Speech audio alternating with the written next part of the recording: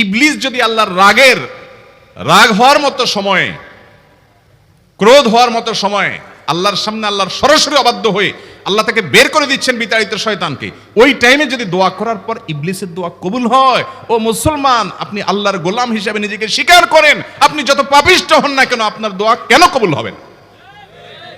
আল্লাহর কাছে দোয়া করবো না ইনশাআল্লাহ? ইবলিসই আমাদেরকে বুঝায়, ফুসলায়, তুই কোন মুখে দোয়া করবি আল্লাহর কাছে?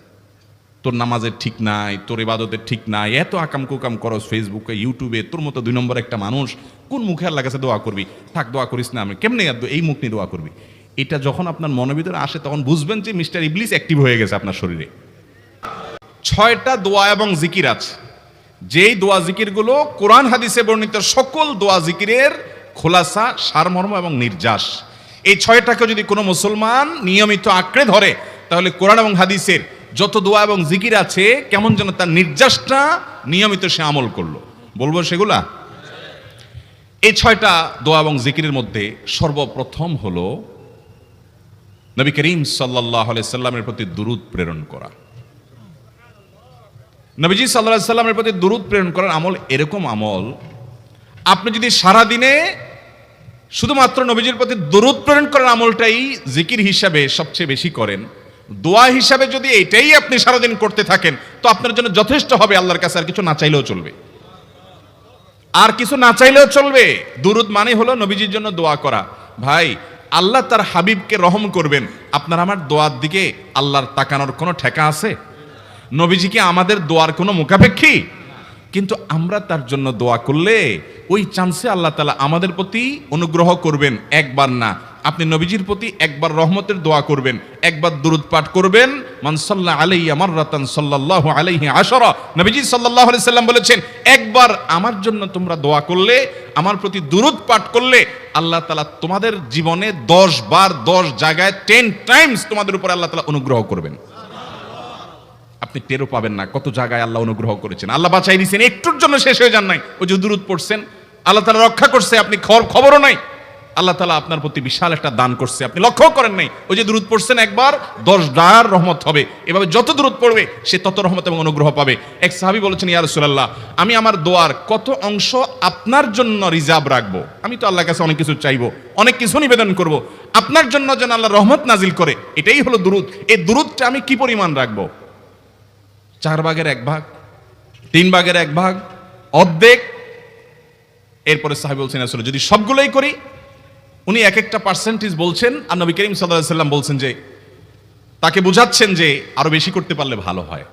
তো সাহাবী বাড়াইতে বাড়াইতে শেষ পর্যন্ত বলেন যে আমার দোয়া যদি সবগুলো আপনার জন্য করি, আমি যদি আর কোনো দোয়া না করি শুধু আপনার জন্যই দোয়া করি, নবী করিম সাল্লাল্লাহু আলাইহি সাল্লাম তাকে সুসংবাদ দিলেন যে তাহলে তোমার আর কোনো সমস্যা থাকবে না, সব সমস্যা দূর হয়ে যাবে, তোমার কোনো পেরেশানি থাকবে না। ভাইরা আমার, দুরূদের আমল এমন একটা আমল যে আপনার জীবনে কোনো বিপদ, কোনো মুসিবত, কোনো পেরেশানি, কোনো সমস্যা দেখা দিয়েছে, আপনি যদি দুরূদ পড়তে থাকেন, কোনো কিছু মনে আসছে না, অনেক সময় ছাত্র জিজ্ঞেস করে, ভাই পরীক্ষার হলে পড়া ভুলে গেছি, কি করবো? আমি দুরূদ পড়া শুরু করেন। আরবদেরকে দেখা যায় কোনো কিছু ভুলে গেলে তারা বলে আল্লাহুম্মা সাল্লি আলা মুহাম্মদ, আল্লাহুম্মা সাল্লি আলা মুহাম্মদ, এটা শুরু করে তারা। কারণ নবী করিম সাল্লাল্লাহু আলাইহি সাল্লাম এর হাদিস থেকে স্পষ্টভাবে, একটি নয় বহু হাদিস থেকে প্রমাণিত, যে ব্যক্তি দুরূদটা নিয়মিত পাঠ করবে, সালাত আলা নবীটাকে যে ব্যক্তি আঁকড়ে ধরবে, সব সময় তার মুখ থেকে সালাত সালাত সালাম চলতে থাকে, এই ব্যক্তির সকল গুনাহ আল্লাহ মাফ করে দিবেন, সকল পেরেশানি আল্লাহ তাআলা মুক্ত করে দিবেন। ভাইরা আমার, দুরূদের আমলটা এত গুরুত্বপূর্ণ আমল, এটা আমরা করি এখন। অনেকে আছেন যে আনুষ্ঠানিকতা যখন থাকে দুরূদের, মিলাদের, তখন একটু সালাত আলা নবী যেভাবে করেন। আর বাকি অনেকে আছেন যে এগুলো করারও কোনো খোঁজ খবর নাই। দুরূদ বেশি বেশি করে পাঠ করবো তো ইনশাআল্লাহ। সবচেয়ে শ্রেষ্ঠ দুরূদ, সবচেয়ে উত্তম দুরূদ হলো দুরূদ ইব্রাহিম, যেটা নামাজে পড়েন। আর সবচেয়ে সংক্ষিপ্ত দুরূদ হলো সাল্লাল্লাহু আলাইহি ওয়াসাল্লাম। এছাড়া নবীজির প্রতি দোয়ামূলক যে কোনো দুরূদই আল্লাহর কাছে গ্রহণযোগ্য হতে পারে, যদি দুরূদের অর্থের মধ্যে, কথা বলার মধ্যে খারাপ কিছু না থাকে। দুরূদের নামে অনেকগুলো দুরূদ প্রচলিত আছে বিভিন্ন বই পুস্তকে, অমুক দুরূদ পড়লে অমুক এত নেকি হয়, বা অমুক দুরূদ পড়লে এতবার পড়লে ওই বিপদ দূর হয়। এগুলো কোনো হাদিস নির্দেশিত না, এগুলো হয়তো কারো তাজরিবা, অভিজ্ঞতা নির্ভর। কিন্তু হাদিস নির্দেশিত দুরূদ হলো দুরূদ ইব্রাহিম, আর সবচেয়ে সংক্ষিপ্ত দুরূদ হলো সাল্লাল্লাহু আলাইহি সাল্লাম। অর্থের ভিতরে যদি খারাপ কিছু, শিরকের কিছু না থাকে, নবীকে আবার আল্লাহর পর্যায়ে পৌঁছানোর মতো গোমরাহি যদি না থাকে দুরুদের অর্থের মধ্যে, তাহলে যে কোনো দুরুদই আপনি আল্লাহর কাছে পেশ করতে পারেন। তাহলে 6টা দোয়া হলো কোরআন হাদিসের শত শত সহস্র দোয়ার নির্যাস এবং খোলাসা। তার 1 নম্বর হলো দুরুদের আমল। করবো না বেশি বেশি ইনশাআল্লাহ? আমার জীবনে বহুবার এমন হয়েছে, বহুবার এমন এমন বিপদ যে দেয়ালে পিঠ ঠেকে গেছে, এখান থেকে উদ্ধারের কোনো পথ আর চোখের সামনে দেখা যাচ্ছে না। আমি এই আমলটি, এর পাশাপাশি ইস্তেগফারের আমল যেটা 2 নম্বরে বলবো আমি, এই দুটি আমল কন্টিনিউয়াসলি করে গেছি, হরদম প্রতি নিঃশ্বাসে নিঃশ্বাসে, বাস টয়লেটের টাইম বাদে বাকি ফুল টাইম এটা দুরুদ এবং ইস্তেগফার অব্যাহত রাখছি। আল্লাহ তাআলা এমন ভাবে অলৌকিক ভাবে উদ্ধার করেছেন যে আমার কল্পনায়ও আসে না যে এখান থেকে এভাবে হেল্প হতে পারে। ভাইরা আমার অভিজ্ঞতার 2 পয়সার কোনো মূল্য নাই। আমার অভিজ্ঞতা কি আসলো না আসলো এটাতে কিছু আসা যায় নাই। রহমতুল্লিল আলামিন আল্লাহর রাসূল আল্লাহর নবী ওয়াদা করেছেন যে আপনার পেরেশানি দূর হবেই হবে ইনশাআল্লাহ। অতএব দুরুদের আমল বেশি বেশি করবো না ইনশাআল্লাহ। নাম্বার 2, ইস্তেগফার। ইস্তেগফার ইস্তেগফার এটাও বেশি বেশি করতে হবে, দুরুদও বেশি বেশি করতে হবে। দুরুদের ব্যাপারে নবী করিম সাল্লাল্লাহু আলাইহি সাল্লাম এক হাদিসে বলেছেন, আকসিরু আলাইয়া মিনাস সালাতি মিন ইয়াউমিল জুমআতি ওয়া লাইলাতিল জুমআহ। জুমার রাতে আর জুমার দিনে, অর্থাৎ বৃহস্পতিবার দিবাগত রাত আর জুমার দিন শুক্রবার, এই সময়গুলোতে তোমরা আমার প্রতি বেশি বেশি দুরুদ পাঠ করো। এই যে নবীজি বলছেন বেশি বেশি পাঠ করো, তাহলে দুরুদটা বেশি বেশি পাঠ করতে হবে। ঠিক একইভাবে 2 নম্বর যেটা, দ্বিতীয় আমল যেটা ইস্তেগফার, এটাও বেশি বেশি করতে হবে। কারণ ইস্তেগফার সম্পর্কে কোন কোন হাদিসের ভাষ্যের মধ্যে মান লাজিমাল ইস্তেগফার ভাষ্য এসেছে, অর্থাৎ যে ব্যক্তি ইস্তেগফারকে আঁকড়ে ধরবে, এটাকে কন্টিনিউয়াসলি করবে, ইস্তেগফার কখনো ছাড়বে না, সবসময় তার মধ্যে ইস্তেগফার অব্যাহত থাকবে, ওই ব্যক্তিকে আল্লাহ রাব্বুল আলামিন বিভিন্ন পেরেশানি থেকে সারপ্রাইজড হওয়ার মতো এমন এমন পথ বের করে দিবে যে সে চিন্তাও করে নাই, তার পেরেশানি থেকে মুক্তির পথ আল্লাহ তাআলা দেখায় দিবেন। ইস্তেগফার কিভাবে করবেন ভাই? ইস্তেগফার এমন একটা আমল, এটা ছাড়া তো আমাদের উপায় নাই ভাই। ইস্তেগফার আমাদের দুনিয়ার পেরেশানি দূর করবে, আখিরাতের পেরেশানি দূর করবে। দুনিয়ার পেরেশানি আমাদের বিপদ আপদ মুসিবত, এগুলো রিজিকের অনটন অভাব এগুলা, আর আখিরাতের পেরেশানি হলো আমাদের পাপ গুনাহ এগুলা। কোরআনে কারিমে আল্লাহ রাব্বুল আলামিন সূরা নূহের মধ্যে আল্লাহ নবী নূহ আলাইহিস সালাম তার সম্পর্কে বলছেন, ফাকুলতুস্তাগফিরু রাব্বাকুম ইন্নাহু কানা গাফফারা ইউরসিলিস সামাআ আলাইকুম মিদরারা ওয়া ইউমদিদুকুম বিআমওয়ালিন ওয়া বানিন ওয়া ইয়াজআল লাকুম জান্নাতিন ওয়া ইয়াজআল লাকুম আনহারা। তিনি বলেন, আমি বলেছি আমার জাতিকে তোমরা ইস্তেগফার করো, আল্লাহর কাছে ইস্তেগফারটা করতে থাকো। রুটি রুজি নাই, চাকরি নাই, ইনকাম নাই, ব্যবসা খারাপ যাচ্ছে, পেরেশানি হচ্ছে, ইস্তেগফার ধরো, কি হবে? ইন্নাহু কানা গাফফারা। 1 নম্বর লাভ হলো আল্লাহ মাফ করে দিবেন গুনাহ। ইউরসিলিস সামাআ আলাইকুম মিদরারা, যাতে ফসল ভালো হয়, রিজিক ভালো হয়, সেই ব্যবস্থা আল্লাহ করবেন। ওয়া ইউমদিদুকুম বিআমওয়ালিন ওয়া বানিন, ছেলে মেয়ে হয় না অথবা ভালো ছেলে মেয়ে নাই, আল্লাহ তাআলা নেক সন্তান দিয়ে তোমাকে শক্তিশালী করবেন, সম্পদ দিয়ে শক্তিশালী করবেন। ওয়া ইয়াজআল লাকুম জান্নাতি ওয়া ইয়াজআল লাকুম আনহারা, আল্লাহ তাআলা প্রসবন দিবেন, ফসল দিবেন, বরকত দিবেন রুজিতে। কিসের মাধ্যমে? ইস্তেগফার। কিসের মাধ্যমে ভাই? ইস্তেগফার। আহা, ইস্তেগফারের আমল আমাদের দেশে মানুষ আমরা জানি না ভাই। এটাও আরবদেরকে আমি দেখেছি সারাক্ষণ তারা অবসর সময়গুলোতে ইস্তেগফার করতে থাকে, আস্তাগফিরুল্লাহ ওয়া আতুবু ইলাইহি, আস্তাগফিরুল্লাহ আস্তাগফিরুল্লাহ। মানে কি? আল্লাহর কাছে আমি ক্ষমা প্রার্থনা করি, আল্লাহর কাছে আমি মাপ চাই, আল্লাহর কাছে আমি তওবা করি, আল্লাহর দিকে আমি ধাবিত হই, আল্লাহর কাছে আমি ফিরে যাই, আস্তাগফিরুল্লাহ আস্তাগফিরুল্লাহ। আপনি বসে আছেন নিরিবিলি, ভাইরা আমার, এখন আর নিরিবিলি বলতে কোনো সময় নাই, এখন আর ফ্রি টাইম নাই, এখন আর আমাদের অবসর টাইম নাই। আস্তাগফিরুল্লাহ কখন বলবো? মোবাইল টিপতে টিপতে টিপতে টিপতে, ফেসবুকে নোটিফিকেশন দেখতে দেখতে দেখতে, লাইক কমেন্ট গুনতে গুনতে আমাদের এখন কোনো ফুরসত নাই। বাহিরে তো নাই, টয়লেটে গেলেও তখন আমাদের ব্যস্ততা মোবাইল নিয়ে, ফেসবুক নিয়ে, ঘুমাইতে গেলেও আমাদের ব্যস্ততা। ও ভাই আমার, অথচ আমার হায়াত শেষ হয়ে যাচ্ছে, আমল নামার শূন্য খালি, ফেসবুক টিপাটিপিতে পরিপূর্ণ। আল্লাহর কাছে কি নিয়ে যাবেন? ইস্তেগফার করবেন তো ইনশাআল্লাহ? অবসর সময় ইস্তেগফার করবেন তো ইনশাআল্লাহ? নিরিবিলি আছেন, একাকী আছেন, ইস্তেগফার চালায় দেন। 10 সেকেন্ড টাইম পাইছেন, ইস্তেগফার শুরু করে দেন। ডাক্তারের কাছে গেছেন, ওয়েটিং এ আছেন, বসে আছেন, ইস্তেগফার করতে থাকেন। সিরিয়াল আছেন কোন কাজের, ইস্তেগফার করতে থাকেন। ডিউটিতে যাচ্ছেন, গাড়িতে, বাইসাইকেলে, বাইকে, যে কোনো ভাবে পায়ে হেঁটে ইস্তেগফার করতে থাকেন। যে কোনো অবসরের সময়গুলোকে ইস্তেগফার দিয়ে পরিপূর্ণ করে দেন। ভাইরা আমার, ইস্তেগফার সকল সমস্যার সমাধান। ইস্তেগফারের ভিতরে সবচেয়ে শ্রেষ্ঠ ইস্তেগফার হলো সাইয়্যিদুল ইস্তেগফার। সাইয়্যিদুল ইস্তেগফারটা যদি মুখস্থ না পারেন, অন্তত লিখিত ভার্সনটা পড়েন। সাইয়্যিদুল ইস্তেগফারের যে অর্থ, এটার যে মর্ম, বড় হৃদয়গ্রাহী ভাই, বড় মর্মস্পর্শী। ইমানদার এটার অর্থের দিকে তাকায় যদি পড়ে, তো তার অন্তর না গলে পারে না। আল্লাহুম্মা আনতা রব্বি, হে আল্লাহ আপনি আমার রব, আপনি আমার পালনকর্তা লাগেন। আপনার সাথে আমার এই সম্পর্ক, আমি আপনার গোলাম, আপনি আমার রব, এই সম্পর্কটা আপনার সাথে আছে। আল্লাহুম্মা আনতা রব্বি লা ইলাহা ইল্লা আন্ত, ও আল্লাহ আপনি ছাড়া আমার ইবাদত, আমার গোলামি, আমার দাসত্ব, উপাসনার উপযুক্ত আর কেউ নাই। আল্লাহুম্মা আনতা রব্বি লা ইলাহা ইল্লা আন্ত খালাকতানি, আপনি আমাকে সৃষ্টি করেছেন। ওয়া আনা আবদুক, আল্লাহ আমি আপনার গোলাম। দেখেন কিভাবে আল্লাহর সাথে সম্পর্কটার কথা বলা হচ্ছে মুহাব্বতের সাথে। খালাকতানি ওয়া আনা আবদুক, আল্লাহ আপনি আমাকে সৃষ্টি করেছেন আর আমি আপনার গোলাম।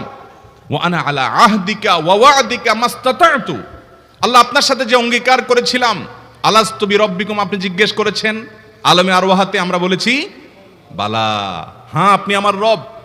আপনাকে রব হিসাবে স্বীকৃতি দিয়ে আপনার গোলামি করার যে অঙ্গীকার আমরা করেছি, কালিমাতুশ শাহাদা যে আমরা পাঠ করেছি, এই যে আপনার সাথে কৃত অঙ্গীকার, রব হিসাবে স্বীকৃতি দেওয়ার পর, গোলাম হিসাবে মেনে নেওয়ার পর, আমি আপনার যে গোলামি করার কথা ছিল, ওয়া আনা আলা আহদিকা ওয়া ওয়া'দিকা মাস্তাতা'তু, যতটুকু পারছি আমি সেই ওয়াদার উপরে থাকার চেষ্টা করছি আল্লাহ। ওয়া আনা আলা আহদিকা ওয়া ওয়া'দিকা মাস্তাতা'ত আবুউ লাকা বিনি'মাতিকা আলাই, আল্লাহ আমি স্বীকার করি আপনি আমার প্রতি অনেক নিয়ামত দিয়েছেন, অনেক নিয়ামত দিয়েছেন, এটা আমি স্বীকার করি। ওয়া আবুউ লাকা বিযামবি, আর আমি এও স্বীকার করি যে আল্লাহ অনেক অপরাধ, অনেক পাপ আমার দ্বারা হয়ে গেছে। ফাগফিরলি, অতএব আপনি আমাকে মাফ করে দেন। ফাইন্নাহু লা ইয়াগফিরুয যুনুবা ইল্লা আনতা, কারণ আপনি ছাড়া আর কেউ গুনাহ ক্ষমা করতে পারবে। ভাইরা আমার, অর্থের দিকে লক্ষ্য করে করে মর্মটা বুঝে বুঝে একটু সাইয়্যিদুল ইস্তিগফার পড়েন। লেখা দেখে দেখে পড়েন, ইউটিউব থেকে দেখে দেখে পড়েন, কিন্তু পড়েন। আল্লাহুম্মা আনতা রাব্বি লা ইলাহা ইল্লা আন্ত খালাকতানি ওয়া আনা আবদুকা ওয়া আনা আলা আহদিকা ওয়া ওয়া'দিকা মাস্তাতা'তু আউযু বিকা মিন শাররি আবুউ লাকা বিনি'মাতিকা আলাইয়া ওয়া আবুউ লাকা বিযামবি ফাগফিরলি ফাইন্নাহু লা ইয়াগফিরুয যুনুবা ইল্লা আনতা। এটা হলো বড় ইস্তেগফার। এত বড় ইস্তেগফার পড়তে পারেন না, কোনো পেরেশানি নাই, কোনো অসুবিধা নাই। সবচেয়ে ছোট ইস্তেগফার হলো আস্তাগফিরুল্লাহ আস্তাগফিরুল্লাহ আস্তাগফিরুল্লাহ। আল্লাহ আপনার কাছে ক্ষমা চাই, কত ভুল হয়ে যায়, কত অন্যায় হয়ে যায়। ভাইরা আমার, এটা হলো রিমুভার। ভুল করে কিছু লিখছেন, রিমুভ করে ফেলছেন, শেষ হয়ে গেছে। আপনি ঘন ঘন ইস্তেগফার পড়তে থাকেন, অগণিত ভুল হয়, অগণিত ত্রুটি হয়, বারবার ইস্তেগফার এগুলোকে সবগুলোকে শেষ করে দেয়। ভাইরা আমার, নিরাপত্তা এনে দেয়। আল্লাহ কোরআনে কারিমে বলেছেন যে আপনার রব আপনার কওমের প্রতি আযাব নাজিল করবেন না যদি আপনি থাকেন, আর যদি তারা ইস্তেগফারে রত রাখে তাহলে গণ আযাব আল্লাহর পক্ষ থেকে আসবে। অতএব ভাইরা আমার, ইস্তেগফার বেশি বেশি করতে হবে। 6টা আমল, 6টা জিকির, দোয়া হলো শত শত হাজার দোয়া এবং জিকিরের সান্নিধ্যাসের। দ্বিতীয়টা হলো ইস্তেগফার। চেষ্টা করব না ইনশাআল্লাহ ইস্তেগফার করার, চলতে ফিরতে আস্তাগফিরুল্লাহ ওয়া আতুবু ইলাইহি, অথবা শুধু আস্তাগফিরুল্লাহ। আরেকটা ইস্তেগফার হাদিসে বর্ণিত, আস্তাগফিরুল্লাহাল্লাযী লা ইলাহা ইল্লা হুয়াল হাইয়ুল কাইয়্যুম ওয়া আতুবু ইলাইহি ওয়া লা হাওলা ওয়া লা কুওয়াতা ইল্লা বিল্লাহ। এটাও ইস্তেগফার। তাহলে একটা বড় ইস্তেগফার, একটা মিডিয়াম, একটা ছোট, যার যেটা সুবিধা হয় এটা পড়েন। বড়টা হলো সাইয়্যিদুল ইস্তিগফার, সবচেয়ে শ্রেষ্ঠ ইস্তিগফার যেটা হাদিসে বর্ণিত হয়েছে। সাইয়্যিদুল ইস্তিগফার নবীজি সকাল সন্ধ্যা পাঠ করতেন, বিভিন্ন সময় পাঠ করতেন, রাতে পাঠ করার কথা বলতেন। সাইয়্যিদুল ইস্তিগফার পাঠ করলে আল্লাহ রাব্বুল আলামিন ওই দিনে, ওই রাতে, ওই ব্যক্তি মারা গেলে তার সব গুনাহ খাতা মাফ করে তাকে জান্নাত দিবেন ইনশাআল্লাহ। অতএব ভাইরা আমার, সাইয়্যিদুল ইস্তিগফার সবচেয়ে বড়। আস্তাগফিরুল্লাহাল্লাযী লা ইলাহা ইল্লা হুয়াল হাইয়ুল কাইয়্যুম ওয়া আতুবু ইলাইহি ওয়া লা হাওলা ওয়া লা কুওয়াতা ইল্লা বিল্লাহ। এটা হলো মাঝারি ধরনের। আর সবচেয়ে ছোট ইস্তিগফার হলো আস্তাগফিরুল্লাহ ওয়া আতুবু ইলাইহি। তাহলে 6 আমলের কয়টা গেল? 2টা।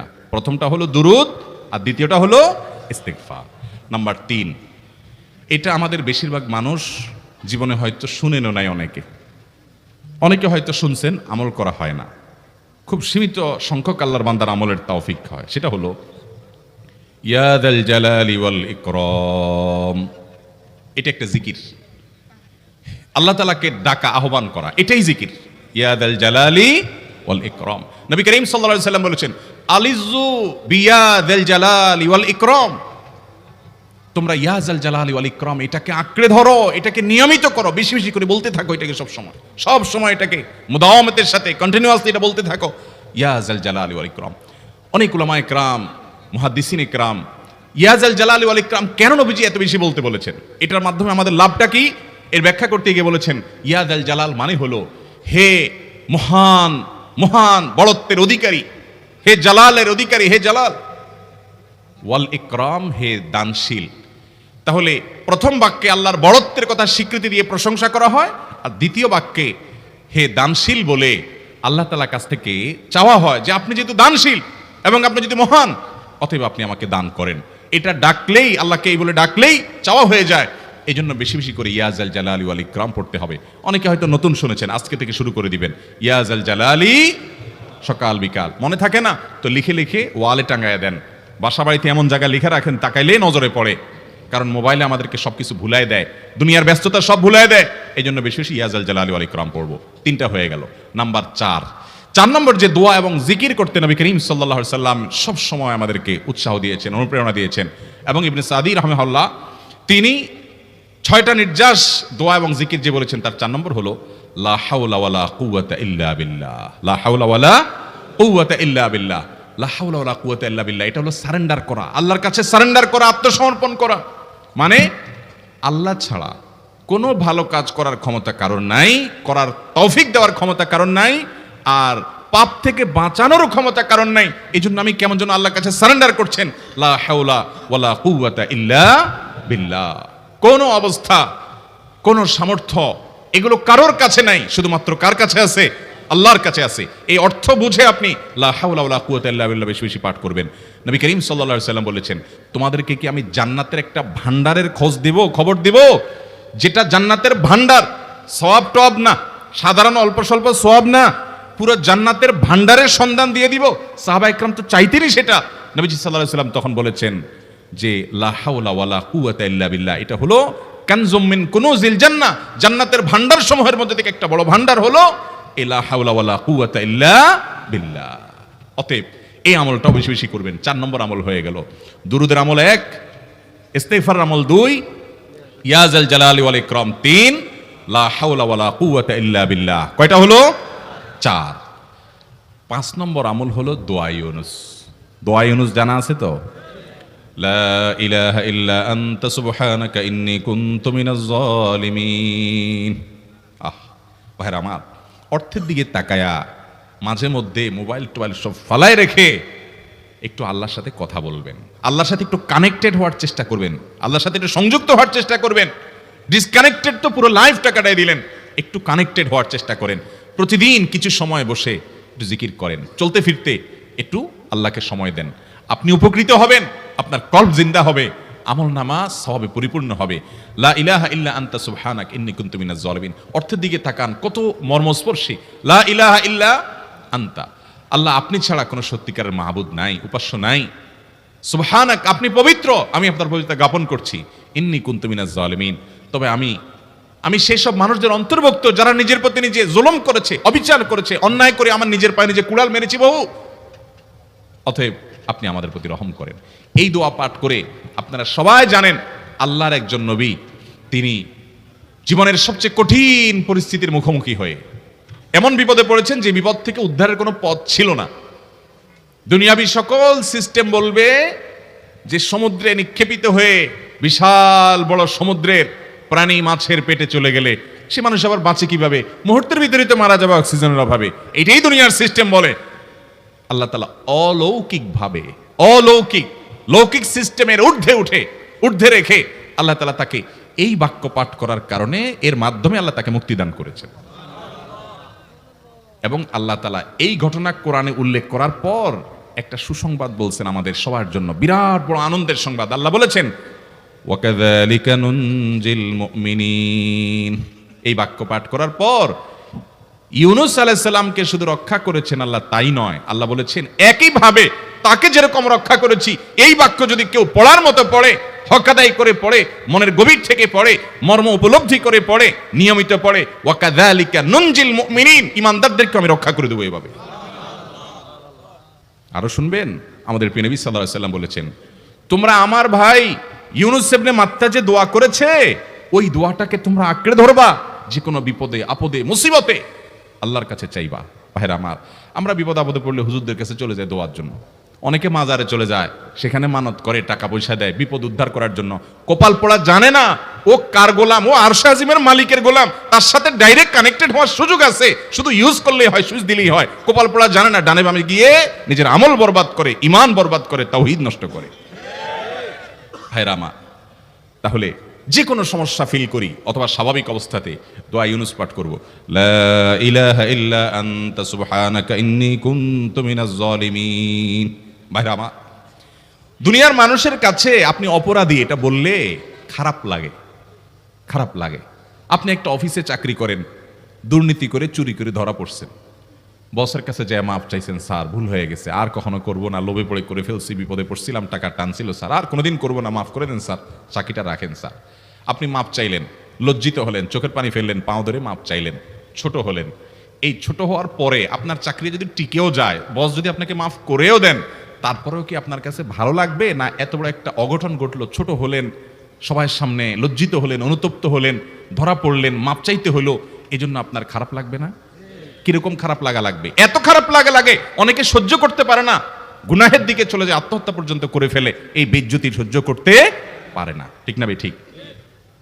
মানুষের কাছে মাপ চাইলে, মানুষের কাছে ছোট হলে মানুষের কষ্ট হয়। অদ্ভুত। আরশে আজিমের মালিকের কাছে সেজদায় পড়ে চোখের পানি ফেলে যদি স্বীকার করেন, ও মালিক, নামাজ পড়ি নাই, বড় জুলুম করেছি, কাবিরা গুনাহ করেছি, ও মালিক, হারাম জিনিস দেখে ফেলেছি, খারাপ জিনিস শুনে ফেলেছি, পাপ করেছি, অপরাধ করেছি মালিক, জাহান্নামের যে বিবরণ হাদিসে আসছে এটা সহ্য করার ক্ষমতা আমার নাই, আপনি আমাকে মাফ করে দেন।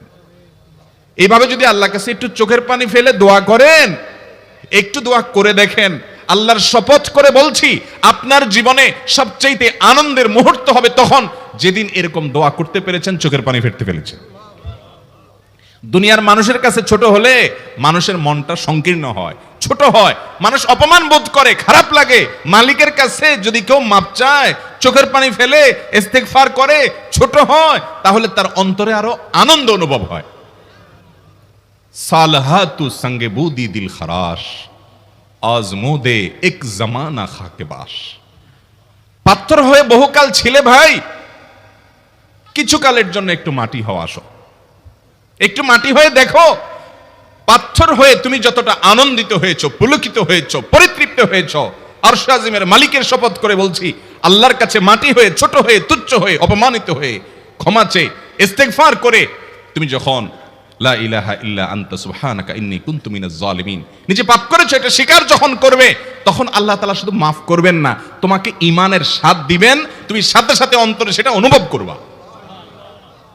ভাইরা আমার, আল্লাহর দিকে ধাবিত হবে তো ইনশাআল্লাহ? গুনাহের, পাপের, অপরাধের পথ ছেড়ে আসবো তো ইনশাআল্লাহ? লা ইলাহা ইল্লা আনতা সুবহানাকা ইন্নী কুনতু মিনাজ জালিমিন।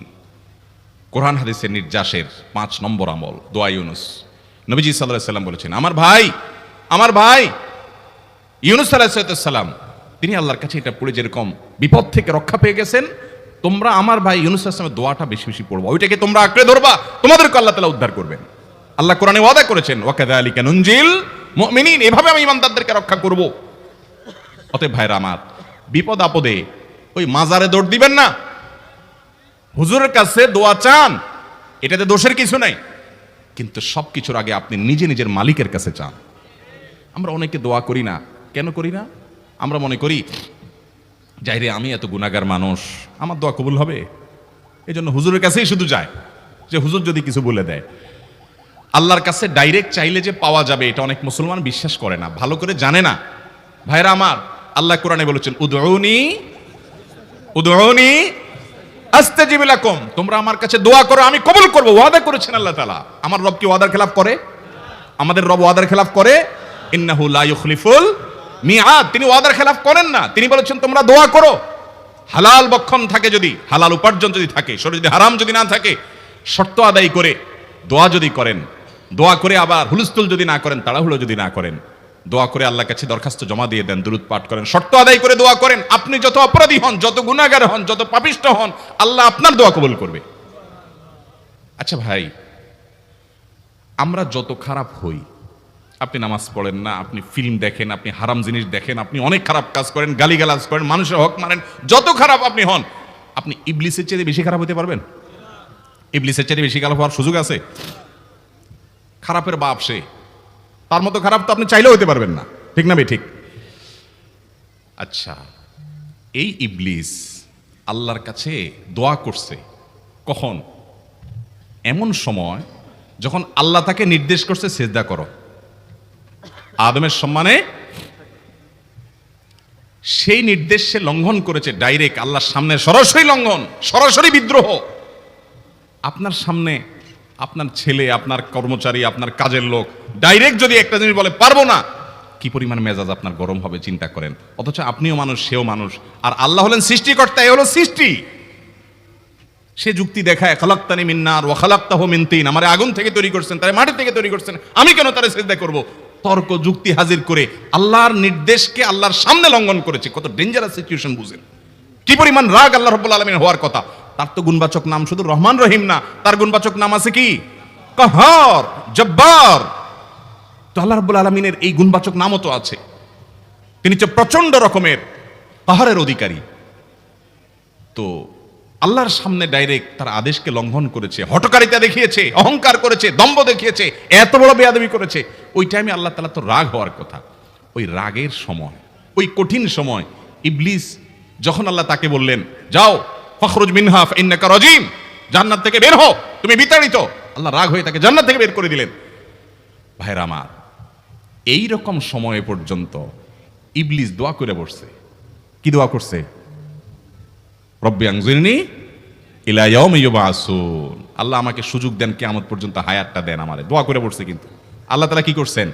আল্লাহ বলছেন, তো বড় সাহস তোর বেটা, মাত্র সিজদা করতে বলছেন করলি না, কমবখত, আবার দোয়া করস? আল্লাহ সেটা বলেন নাই। আল্লাহ কি করছেন? ইন্নাকা মিনাল মুনজারিন, যাও তোমাকে সুযোগ দেওয়া হলো। সুবহানাল্লাহ। ইবলিস যদি আল্লাহর রাগ হওয়ার মতো সময়ে, ক্রোধ হওয়ার মতো সময়ে আল্লাহর সামনে আল্লাহর সরাসরি অবাধ্য হয়ে আল্লাহ তাকে বের করে দিচ্ছেন বিতাড়িত শয়তানকে, ওই টাইমে যদি দোয়া করার পর ইবলিসের দোয়া কবুল হয়, ও মুসলমান, আপনি আল্লাহর গোলাম হিসেবে নিজেকে স্বীকার করেন, আপনি যত পাপিষ্ঠ হন না কেন, আপনার দোয়া কেন কবুল হবে না? আল্লাহর কাছে দোয়া করবো না ইনশাআল্লাহ? ইবলিসই আমাদেরকে বুঝায়, ফুসলায়, তুই কোন মুখে দোয়া করবি আল্লাহর কাছে? তোর নামাজের ঠিক নাই, তোর ইবাদতের ঠিক নাই, এত আকাম কুকাম করস ফেসবুকে, ইউটিউবে, তোর মতো 2 নম্বর একটা মানুষ, কোন মুখে আল্লাহর কাছে দোয়া করবি? থাক, দোয়া করিস না, আমি কেমনে এই মুখ নিয়ে দোয়া করবি? এটা যখন আপনার মনের ভিতরে আসে, তখন বুঝবেন যে মিস্টার ইবলিস অ্যাক্টিভ হয়ে গেছে আপনার শরীরে। কথা কি বুঝাতে পারছি? আল্লাহর কাছে দোয়া করবেন তো ইনশাআল্লাহ? এই 6টা দোয়া জিকিরের 5 নম্বর দোয়া ইউনুস, অর্থ সহকারে বুঝে বুঝে আল্লাহর কাছে চাইবেন এবং দোয়া করবেন। 6 নম্বর হলো সুবহানাল্লাহ, আলহামদুলিল্লাহ, লা ইলাহা ইল্লাল্লাহ, আল্লাহু আকবার। এই বাক্যগুলো দেখবেন ঘুরে ফিরে নবী করিম সাল্লাল্লাহু আলাইহি ওয়াসাল্লাম সারাদিন পড়তেন। 5 ওয়াক্ত নামাজের পরে 33 বার দেখবেন। আবার দেখবেন সকাল সন্ধ্যায় সুবহানাল্লাহি ওয়া বিহামদিহি 100 বার, সুবহানাল্লাহি ওয়াল হামদুলিল্লাহি আল্লাহু আকবার 100 বার। আবার এগুলো মাঝে মধ্যে 10 বার, রাতে শোয়ার সময় 33, 34 বার। বিভিন্ন সময় দেখবেন ঘুরে ফিরে এই সুবহানাল্লাহ, আলহামদুলিল্লাহ, লা ইলাহা ইল্লাল্লাহ, আল্লাহু আকবার, এগুলো একটা মিজানের পাল্লাকে পরিপূর্ণ করে দেয়। কোনোটা আসমান এবং জমিনের মধ্যবর্তী জায়গায় সওয়াব দিয়ে পরিপূর্ণ করে দেয়। এত বেশি ফজিলতপূর্ণ জিকির। এইজন্য পুরো কোরআন হাদিসের দোয়া এবং জিকিরের নির্যাসের শেষ এবং 6 নম্বর হলো বেশি বেশি করে দিন রাত 24 ঘন্টা যখন সুযোগ পাবেন, যেখানে যেখানে হাদিসে যে সংখ্যা বলা আছে ওটাতে করবেনই, ওর বাইরেও বেশি বেশি করে সুবহানাল্লাহ, আলহামদুলিল্লাহ, ওয়া ইলাহা ইল্লাল্লাহ, আল্লাহু আকবার বেশি বেশি করব না ইনশাআল্লাহ। আবার বলছি, পুরো কোরআন হাদিসের দোয়া এবং জিকিরের নির্যাস 6টির একটি হলো, এটি ইবনে সাঈদী রাহিমাহুল্লাহর গবেষণা, তার গবেষণার আলোকে তিনি এটা পেশ করেছেন। এটি আবার কোনো হাদিস থেকে নির্যাস বের করে দেওয়া হয়েছে সে নয়, এটা একজন মুফাসসিরের গবেষণা।